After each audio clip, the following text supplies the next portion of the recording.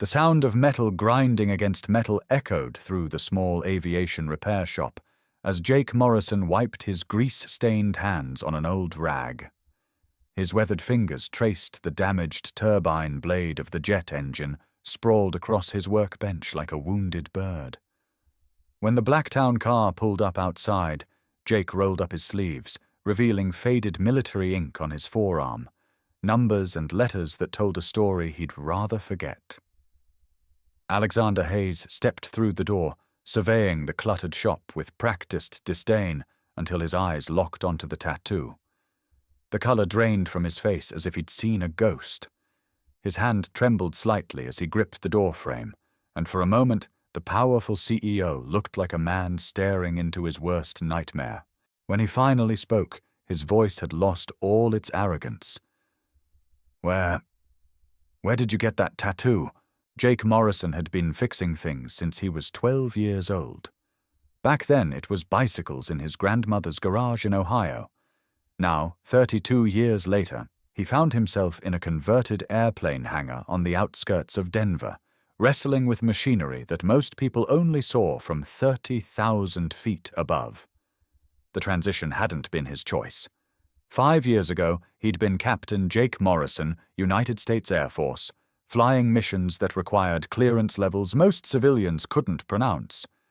Today he was just Jake, single father, small business owner, and the guy people called when their engines made sounds that shouldn't exist in nature. The morning had started like any other Tuesday in October. Tyler, his 10-year-old son, had burned his toast again, insisted his math homework was definitely correct, despite obvious errors, and somehow managed to lose his left shoe between the kitchen and the front door. Jake had found it under the couch, along with a toy soldier that had been AWOL for 3 weeks, and a juice box that had achieved a concerning level of sentience. Getting Tyler to school on time had required the kind of tactical precision Jake used to reserve for combat operations, but they'd made it with 2 minutes to spare. The Pratt & Whitney turbofan engine had arrived on Monday, shipped from a private aviation company in California. The accompanying paperwork was sparse. Unusual vibrations during operation, possible bearing failure. But Jake had seen enough damaged engines to know this one had a story to tell. The metal showed stress patterns that spoke of sudden trauma, not gradual wear. Someone had pushed this engine hard, maybe too hard, and now it sat in his shop like a patient waiting for surgery. Jake worked methodically, the way the Air Force had taught him. Each component was photographed, catalogued, and carefully removed. His tools were arranged with military precision on a pegboard that his ex-wife Sarah had always called obsessive. She'd been wrong about that, just like she'd been wrong about a lot of things. Organization wasn't obsession. It was survival. In the cockpit, a misplaced tool or forgotten procedure could mean the difference between coming home and becoming a statistic. Old habits die hard, especially when they've kept you alive.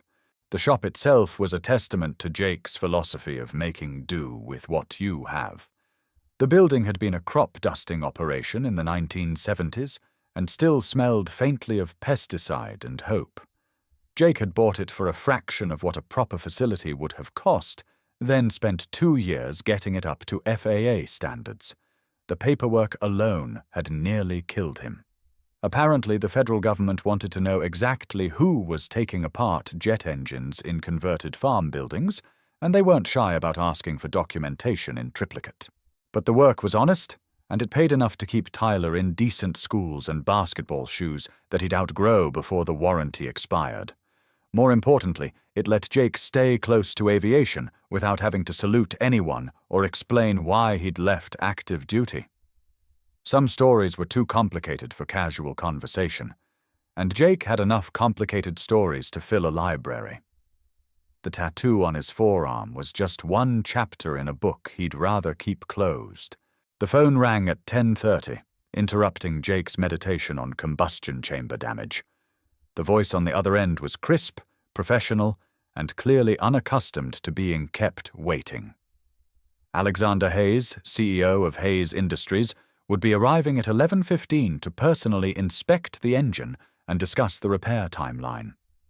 Jake had worked on Hayes Industries equipment before, usually high-end corporate jets that their executives flew between board meetings and golf tournaments. The company had more money than some small countries, and their maintenance standards reflected that fact. When a Hayes Industries engine needed attention, it got the best of everything. Jake glanced at his watch and realized he had 45 minutes to make his shop look less like a crime scene and more like a professional facility. He swept the floor, organized his tools for the third time that morning, and tried to remember where he'd put the shop's actual business cards. Finding them seemed less important when he remembered that Hayes Industries had probably looked him up online anyway. His website consisted of exactly 3 pages and a contact form that Tyler had designed during a particularly ambitious weekend last spring. It wasn't much, but it was honest advertising. Morrison Aviation Repair, we fix what others can't, wasn't the catchiest slogan in the world, but it was accurate. The Blacktown car arrived precisely at 11:15 because men like Alexander Hayes didn't do fashionably late. Jake watched through the window as a driver in a peaked cap opened the rear door with the kind of ceremony usually reserved for heads of state. Alexander Hayes emerged like he owned the world and was considering evicting most of its current tenants. His suit probably cost more than Jake's monthly mortgage payment, and his shoes had the kind of shine that suggested a personal relationship with someone who understood leather care as a form of art. Hayes was younger than Jake had expected, maybe early 50s, with the kind of confidence that came from never having been told he was wrong about anything important. His hair was silver at the temples in a way that suggested distinguished wisdom rather than advancing age, and his handshake would probably crush coal into diamonds if given the opportunity. He surveyed Jake's shop with the expression of a man who'd stumbled into the wrong neighborhood and was calculating the quickest route back to civilization. "Mr. Morrison, I presume." Hayes's voice carried the authority of someone who'd spent decades issuing orders and expecting immediate compliance. "I trust you understand the importance of this repair. Hayes Industries cannot afford delays in our flight operations." Jake nodded and gestured toward the disassembled engine. "I've been going through the components systematically. The damage is more extensive than your initial report suggested, but nothing that can't be fixed with the right parts and enough time." Hayes approached the workbench with the cautious steps of a man entering foreign territory. His eyes swept over the organized chaos of Jake's operation. The hand-labeled parts bins, the decades-old diagnostic equipment, the coffee-stained maintenance manuals that looked like they'd survived at least 2 wars. When he spoke again, his tone had shifted from professional courtesy to barely concealed contempt. "This is quite the operation you have here." Hayes picked up a wrench that had seen better decades and examined it like an artifact from a primitive civilization. "Tell me, Mr. Morrison, what exactly qualifies you to work on precision aircraft engines? I see no certificates on the walls, no evidence of formal training. Are you entirely self-taught?" The question hung in the air like smoke from a bad engine. Jake had heard variations of it before, usually from clients who couldn't reconcile his modest shop with his reputation for solving problems that stumped bigger operations. He'd learned to let his work speak for itself rather than listing credentials that most people wouldn't understand anyway. But something in Hayes's tone suggested this wasn't really about qualifications. "I learn by doing," Jake said simply, returning to his examination of a damaged fan blade. "Been working on engines since I was old enough to hold a wrench. Some things you pick up in books, others you figure out by getting your hands dirty." Hayes made a sound that might have been laughter if it had contained any trace of humor. "How wonderfully artisanal. I'm sure your folksy approach has its charm, but we're talking about a $3 million piece of precision engineering here. Perhaps you could walk me through your diagnostic process, assuming you have one." The insult was delivered with the kind of polished cruelty that came from a lifetime of looking down on people who worked with their hands. Jake had met men like Hayes before, usually in briefing rooms where they made decisions about operations they'd never have to execute themselves. They spoke in quarterly reports and risk assessments, reducing human beings to statistical probabilities and acceptable losses. Jake had stopped taking their opinions personally around the same time he'd stopped believing that rank automatically conferred wisdom. But this felt different. Personal. Hayes wasn't just questioning Jake's competence. He was attacking his entire way of life, suggesting that honest work and practical experience were somehow inferior to whatever Hayes represented. The man's eyes held a coldness that went beyond professional skepticism into something approaching genuine dislike, as if Jake's very existence was an affront to the natural order of things. Jake straightened up from the engine and met Hayes's gaze directly. The diagnostic process is pretty straightforward. You look at what's broken, figure out why it broke, then fix it so it doesn't break again. Doesn't require a PhD in engineering, just patience and attention to detail. How refreshingly simple. Hayes's smile was as warm as liquid nitrogen. And I suppose your extensive experience in backyard aviation has prepared you for the complexities of modern jet propulsion. The metallurgy, the thermodynamics, the precise tolerances required for safe operation. The condescension was thick enough to cut with a knife, but Jake had dealt with worse from better men. He was about to respond when Hayes's attention suddenly shifted to something else entirely. The CEO's eyes had locked onto Jake's exposed forearm, where the rolled-up sleeve revealed the faded military tattoo that Jake usually kept hidden. The numbers and letters were barely legible after all these years, but apparently still clear enough to recognition. The change in Hayes's expression was immediate and dramatic. The smug superiority vanished, replaced by something that looked disturbingly like recognition. His face went pale, then flushed, then pale again, as if his circulatory system couldn't decide which crisis to address first. When he spoke, his voice had lost all its earlier authority. "That tattoo!" The words came out as barely more than a whisper. "Where did you get that tattoo?" Jake glanced down at his arm, surprised by the sudden shift in Hayes's demeanor. The ink was old and faded, the kind of military marking that most civilians wouldn't recognize or understand. It wasn't decorative. It was functional, a permanent record of unit assignment and deployment dates that some soldiers chose to carry as a reminder of where they'd been and what they'd done. Jake had gotten his during his second tour, back when he still believed that serving his country was the most important thing a man could do with his life. "Afghanistan," Jake said simply. 2009 to 2011. "Why do you ask?" Hayes's hands were shaking now, and he seemed to be having trouble forming words. The powerful CEO who'd walked into Jake's shop 15 minutes earlier had been replaced by someone who looked like he'd seen a ghost, which, in a way, he probably had. Military tattoos were like archaeological layers. They told stories about places and times that most people preferred to forget, connections that ran deeper than corporate hierarchies or social status. "What unit?" Hayes' voice was barely audible now, and Jake noticed that the man's breathing had become shallow and irregular. "What unit were you with?" Jake hesitated. Military service was complicated, especially for people who'd left under circumstances they didn't discuss at dinner parties. The tattoo on his arm represented 2 years of his life that he'd spent in places that didn't appear on most maps, doing work that required security clearances and psychological evaluations.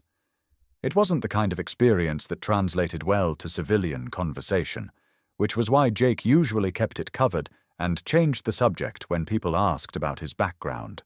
But something in Hayes's reaction suggested that this wasn't casual curiosity. The man looked like he was about to collapse, and his earlier arrogance had been replaced by something that looked suspiciously like grief. Jake had seen that expression before, usually on the faces of family members who'd been called to Dover Air Force Base to collect flag-draped coffins. It was the look of someone confronting a loss that never quite healed, no matter how much time passed. 1st Battalion, 75th Ranger Regiment, Jake said carefully. Forward Operating Base Chapman, Coast Province. We were attached to various units as needed. The words hit Hayes like physical blows. He staggered backward until he hit the wall, then slid down until he was sitting on Jake's concrete floor in his $3,000 suit. His breathing was coming in short gasps now, and Jake recognized the signs of someone having a panic attack. Whatever connection Hayes had made between Jake's tattoo and his own past, it wasn't a happy one. Jake moved to the shop's small refrigerator and pulled out a bottle of water, then knelt beside Hayes and offered it to him. Easy there. Deep breaths. In through your nose, out through your mouth. That's it. Hayes accepted the water with hands that were still trembling. After several minutes of controlled breathing, some color returned to his face, though his eyes still held the haunted look of someone who'd been forced to confront ghosts he'd thought were safely buried. When he finally spoke, his voice was hoarse and uncertain. There was a soldier, he said slowly. 1st Battalion, 75th Rangers. He was there when my son died. The words hung in the air between them like an unexploded bomb. Jake felt something cold settle in his stomach as pieces of a puzzle he hadn't known existed began to fall into place. Hayes. The name had seemed familiar when the man first introduced himself, but Jake had assumed it was just because Hayes Industries was a major defense contractor. Now, with the context of Afghanistan and loss and military service, the name carried different weight entirely. Your son, Jake said carefully. What was his name? Hayes closed his eyes, and when he spoke again, his voice broke slightly on the words. Lieutenant Michael Hayes, 22nd Engineer Battalion. He was killed by an IED outside Coast City on March 15th, 2010. He was 24 years old. The date hit Jake like a physical blow. March 15th, 2010. He remembered that day with the kind of crystal clarity that trauma burned into memory. The convoy, the explosion, the desperate radio calls for medical evacuation. The young lieutenant who'd died in Jake's arms, while Jake whispered lies about how everything was going to be okay. The letters and personal effects that Jake had helped collect and send home to a family he'd never met, but would never forget. Jake's hands were shaking now, too. Michael Hayes, blonde hair, green eyes, always talking about his father's business back home, carried a picture of his girlfriend Sarah in his helmet.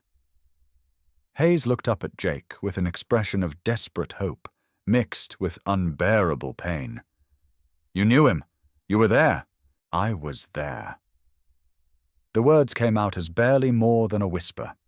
Jake had spent 13 years trying to forget that day, trying to push down the memories of young men who died too far from home for reasons that seemed increasingly unclear as time passed. But Hayes' son had been different. He'd been one of the good ones, the kind of officer who cared more about his soldiers than his career advancement. His death had hit everyone hard, but it had nearly destroyed Jake. He talked about you all the time, Jake continued, the memories flooding back despite his efforts to keep them buried. Said his father was the smartest man he'd ever met. Said you'd built your company from nothing, that you were his hero. He was proud of you, so damn proud. Hayes made a sound that was half sob, half laugh.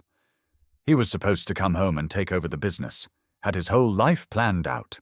College military service to gain leadership experience, then gradually assume control of Hayes Industries. We had it all mapped out like a business plan. He knew that, Jake said, but he also knew he had to serve first. Said he couldn't ask people to follow him if he hadn't proven himself worthy of leading them. Said you'd taught him that. The two men sat in silence for several minutes, each lost in memories of a young man who'd died too young in a place that most Americans couldn't find on a map. Jake could see Hayes processing the information, trying to reconcile the successful businessman he'd been 15 minutes earlier with the grieving father he'd never stopped being. It was a transformation that Jake had witnessed before, usually in briefing rooms when casualty reports arrived, and numbers on spreadsheets suddenly became someone's child. Finally, Hayes spoke again. The army sent investigators. They said Michael's death was instantaneous, that he didn't suffer. They said there were other soldiers present, but they couldn't give me names or details due to operational security. I never knew who was with him when he died. Jake nodded. The military's approach to family notification was necessarily limited by security concerns and operational requirements. Families got enough information to understand what had happened, but rarely enough to fully process the loss. It was one of the many ways that military service asked families to sacrifice alongside their deployed loved ones, accepting partial answers and classified details as part of the price of national security. He wasn't alone, Jake said finally. That's what matters. He had people with him who cared about him, who tried everything they could to save him. He died knowing he was loved. Hayes looked at Jake with an expression that was difficult to read.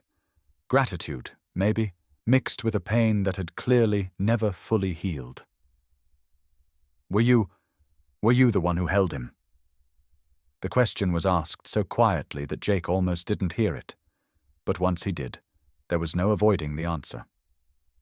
This was the moment he'd been dreading for 13 years, the conversation he'd hoped never to have, because telling a parent that you'd held their child as they died was the kind of responsibility that changed everything between you forever.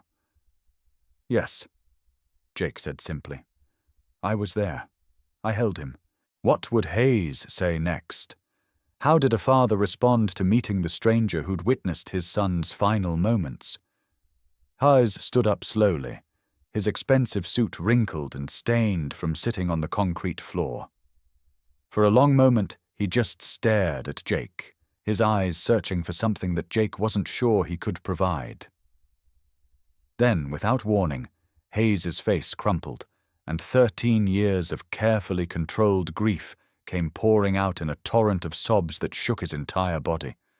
Jake had seen strong men break before, but never like this. Never with such complete abandonment of the masks they wore to face the world. I should have been there, Hayes whispered between gasps. I should have been the one holding him, not some stranger, not someone I'd never met. I was his father, and I wasn't there when he needed me most. The words were like daggers, each one carrying the weight of a guilt that Jake recognized all too well.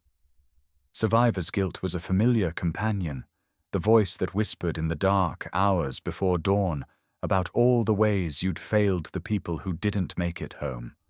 Jake had carried his own version of that weight for 13 years, the constant question of whether he could have done more, moved faster, made different decisions that might have changed the outcome. You couldn't have been there, Jake said firmly. And even if you could have, it wouldn't have changed anything. Michael knew he was loved.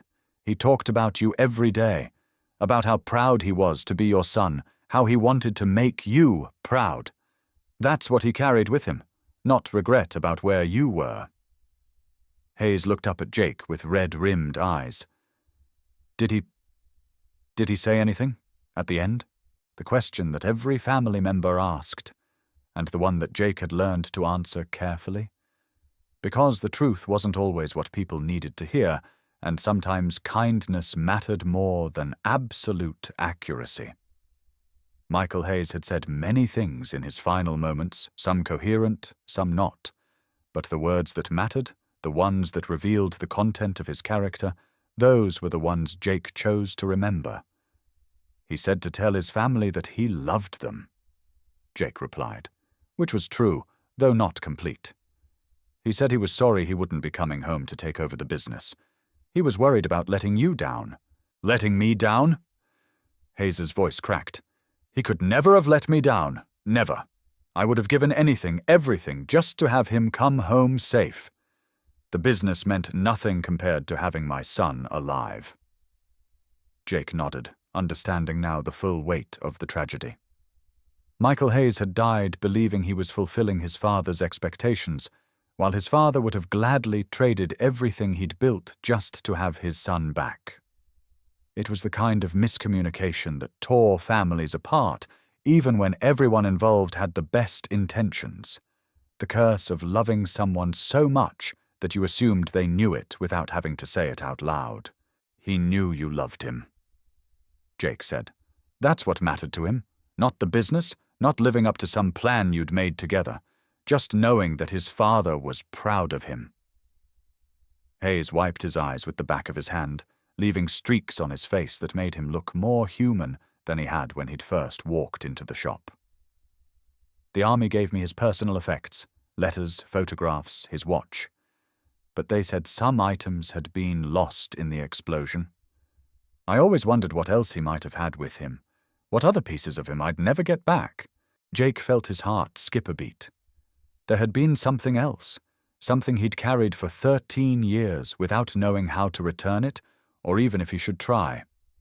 After the explosion, in the chaos of medical evacuation and casualty collection, Jake had found a small notebook in Michael's cargo pocket.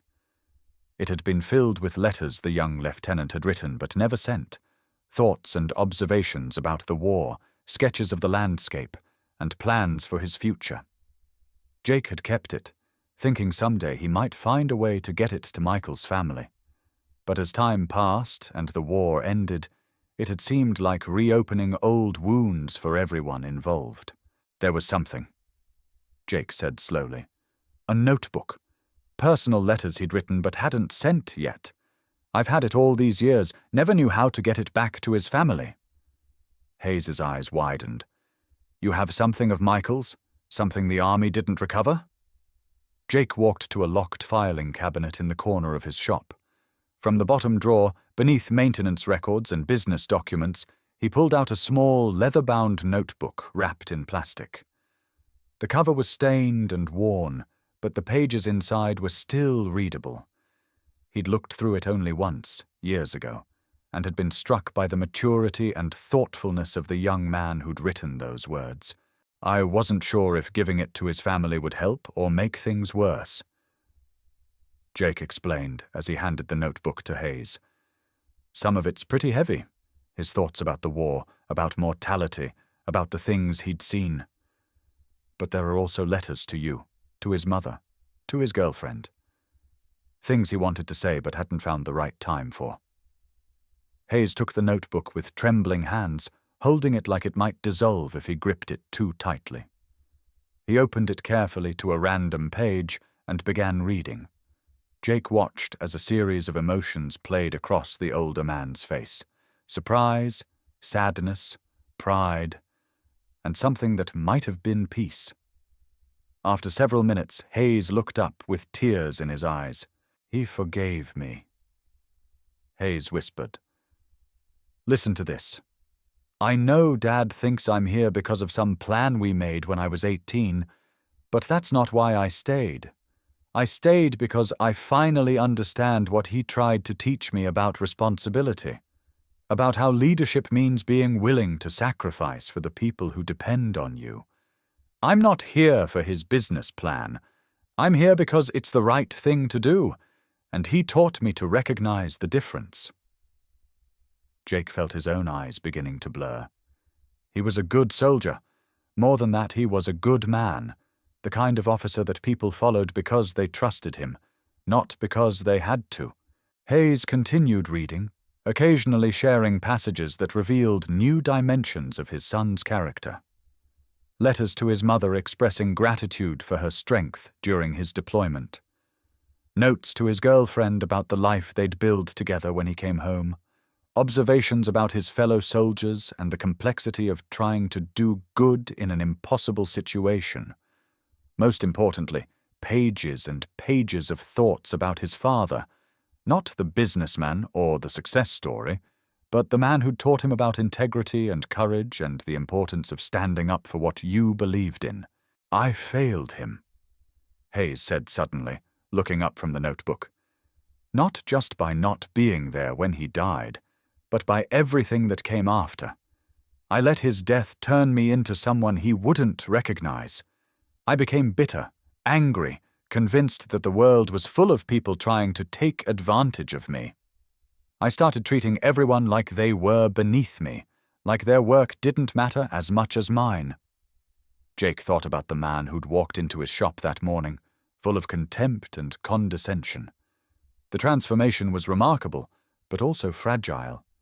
Grief had a way of wearing many masks, and anger was often easier to carry than sadness. Hayes had spent 13 years building walls around his heart, and tearing them down would take more than one afternoon of revelation. People grieve differently, Jake said. Some people turn inward, others lash out.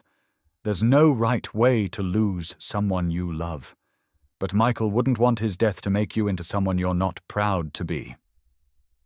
Hayes closed the notebook and held it against his chest. You know what the worst part is?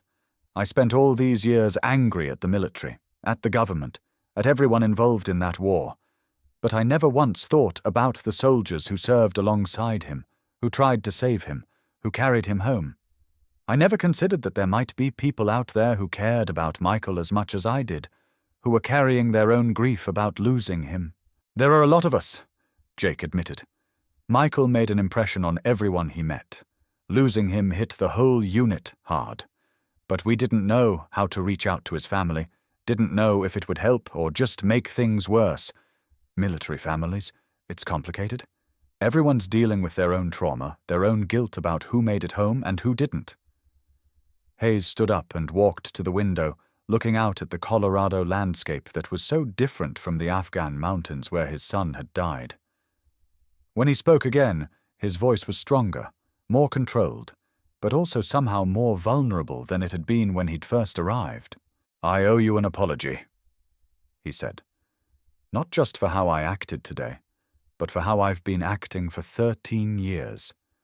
I let my grief turn me into the kind of person who looks down on honest work and good people. I became everything Michael would have been ashamed of. Jake shook his head. You don't owe me anything. You lost your son. You get to be angry about that for as long as you need to be. But not at you, Hayes replied firmly. Not at the people who tried to save him, who held him when I couldn't, who've been carrying their own pain all these years. You could have walked away from that explosion. You could have focused on your own safety instead of staying with a dying soldier you barely knew. But you didn't. You stayed with my son so he wouldn't die alone, and then you carried that weight for 13 years without ever asking for recognition or gratitude. The words hung in the air between them, heavy with implications that neither man was quite ready to fully address. Jake had never thought of his actions that day as heroic. They'd simply been human. When someone was dying, you stayed with them. When someone needed help, you provided it. These weren't extraordinary choices. They were basic requirements of being a decent person. But he was beginning to understand that Hayes saw it differently. That what had seemed like basic humanity to Jake looked like profound courage to a father who'd spent 13 years wondering about his son's final moments. I need to ask you something, Hayes said, turning back from the window. And I need you to be completely honest with me, even if the truth is difficult to hear. Jake nodded, though he wasn't sure he was prepared for whatever question Hayes was about to ask. Did my son die believing that I was proud of him? Not the plan we'd made, not the business succession, not any of that. Just, was he confident that his father loved him and was proud of the man he'd become? The question cut to the heart of everything that mattered. Jake thought back to those final conversations with Michael Hayes, the young lieutenant's concerns about living up to his father's expectations, his worry about disappointing the people who'd invested in his success. But underneath all of that, there had been something else, a fundamental confidence in his father's love that had never wavered, even in the face of mortal danger. Yes, Jake said without hesitation. He died knowing you loved him. He died proud to be your son. That never changed, not even for a second. Hayes closed his eyes and took a deep breath, as if he'd been holding it for 13 years, and could finally let it out. When he opened them again, something had shifted in his expression. The grief was still there, but it was no longer the only thing defining him. There was room now for other emotions: gratitude, hope, maybe even the possibility of healing.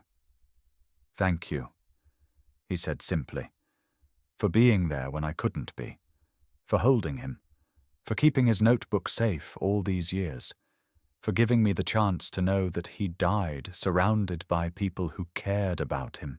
Jake felt something loosen in his own chest, a tension he'd been carrying for so long that he'd forgotten it was there.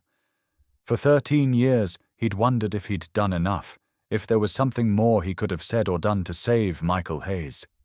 Now, looking at the young man's father, he finally understood that some losses couldn't be prevented, only witnessed and honored and carried forward by the people who survived. The afternoon sun was slanting lower through the windows of the shop, casting long shadows across the jet engine that had brought them together. It seemed impossible that less than 2 hours had passed since Hayes had walked through the door. The world had fundamentally shifted in ways that neither man could have anticipated when the day began. Hayes walked back to the workbench where the disassembled engine waited for repair.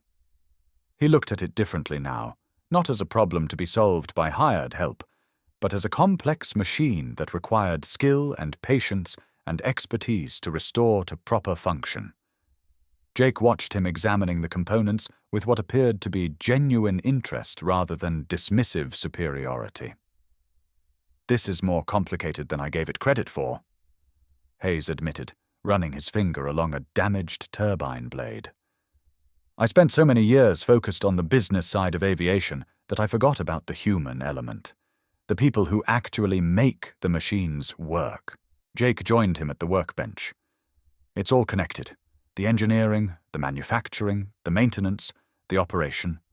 Every piece depends on every other piece. Kind of like the military, actually. Everyone has a role to play, and the mission only succeeds when everyone does their job well." Hayes nodded thoughtfully. "Michael used to say something similar. He said the military taught him that rank doesn't make you important, contribution does. A general without good sergeants is just a man with fancy insignia." "Smart kid," Jake replied. He understood something that takes some people their whole careers to figure out. They worked together for the next hour, Hayes asking questions about the engine components, while Jake explained the intricacies of jet propulsion with the patience of someone who genuinely loved his craft. It wasn't a formal lesson, just two men sharing knowledge across the divide that had separated them that morning. Hayes proved to be a quick learner, his business background providing a foundation for understanding complex systems even if he'd never worked on them directly. As the afternoon wore on, Jake found himself reassessing his initial impression of Alexander Hayes. Stripped of his earlier arrogance and defensive anger, the man revealed himself to be intelligent, curious, and genuinely interested in understanding how things worked. The grief was still there, probably always would be, but it was no longer the dominant force shaping his interactions with the world. There was room now for other qualities to emerge: humility, respect for expertise wherever it was found, and a recognition that worth wasn't determined by social status or economic success. "I have a proposition for you," Hayes said as they finished examining the last of the engine components. "Hayes Industries has been using a large maintenance facility in California for our fleet services. Expensive, impersonal, and honestly not particularly effective. They treat our engines like assembly line products rather than precision instruments that deserve individual attention." Jake looked up from the turbine blade he'd been studying. "Okay. I'd like to discuss moving our maintenance contract to Morrison Aviation Repair. All of it. Corporate jets, cargo planes, the helicopter fleet we use for executive transport. It would be a significant increase in your business volume, but it would also require some expansion of your facilities and probably additional staff." The offer was so unexpected that Jake wasn't sure he'd heard it correctly. Hayes Industries operated dozens of aircraft, with maintenance requirements that would dwarf anything Jake had handled before. It would mean expanding his operation significantly, hiring additional mechanics, probably moving to a larger facility. It would also mean financial security for Tyler's college education and beyond. That's a generous offer, Jake said carefully. But I need to ask why. Is this about Michael? Because if it is, I'm not sure that's the right reason to make a business decision. Hers shook his head. It's not charity and it's not guilt. It's recognition. This afternoon I watched you explain complex engineering concepts with clarity and passion. I saw the precision of your work, the organization of your operation, the respect you have for the machinery you repair. Most importantly, I saw someone who takes personal responsibility for the quality of his work, because he understands that lives depend on it. Jake considered the offer carefully. It would change everything about his business, probably his entire life. But it would also provide opportunities he'd never imagined when he'd first opened Morrison Aviation Repair in a converted crop-dusting hangar. The chance to work on cutting-edge aircraft, to hire other veterans who might be struggling to find their place in civilian life, to build something that could outlast him and provide opportunities for others. I'd need to think about it, Jake said finally. Talk to my son, figure out what kind of expansion would be required, whether I could maintain the quality standards your aircraft deserve. Of course, Hayes replied. Take all the time you need. But Jake, can I call you Jake? Jake nodded. Jake, I hope you'll seriously consider it. Not just because I think you'd do excellent work, but because I think Michael would approve. He believed in people proving themselves through their actions rather than their credentials. He believed in second chances and new beginnings. This feels like something he'd want us to do together. As the sun set behind the Colorado mountains, painting the sky in shades of orange and purple that reminded Jake of evening patrols in Afghanistan, two men who'd been strangers that morning shook hands on the possibility of a future neither had imagined when the day began. Hayes carefully tucked his son's notebook into his jacket pocket, and Jake began the process of reassembling the jet engine that had brought them together. 6 months later, Morrison Aviation Repair had moved to a new facility 3 times the size of the original hangar. Jake had hired 4 additional mechanics, all military veterans, and was working on contracts that challenged his skills in ways he'd never expected. Tyler was thriving in a better school district, and his basketball team had won their regional championship. Most importantly, Jake had found a kind of peace with his military service that had eluded him for 13 years. Alexander Hayes visited the shop regularly, sometimes for business but often just to talk. He'd found that discussing Michael with someone who'd known him as a soldier rather than just as a son provided a different perspective on his grief, one that emphasized pride and honor rather than loss and regret. The bitter, angry man who'd walked into Jake's original shop had been replaced by someone who understood that healing sometimes came from unexpected connections, and that the best way to honor the dead was to live in a way that would make them proud. The jet engine that had started it all was back in service, powering a Hayes Industries corporate jet that flew executives between meetings and conferences. But its real accomplishment had nothing to do with thrust or fuel efficiency. It had brought together 2 men who needed each other more than they'd realized, proving that sometimes the most important repairs aren't mechanical at all, but human.